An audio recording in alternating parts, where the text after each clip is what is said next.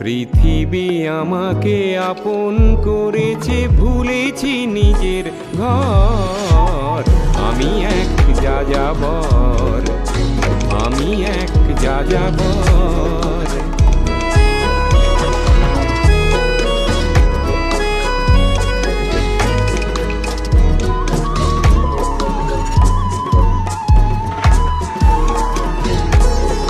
আমি গঙ্গার থেকে মিসিসিপি হয়ে ভলগার রূপ দেখেছি, অটোয়ার থেকে অস্ট্রিয়া হয়ে প্যারিসের ধুলো মেখেছি।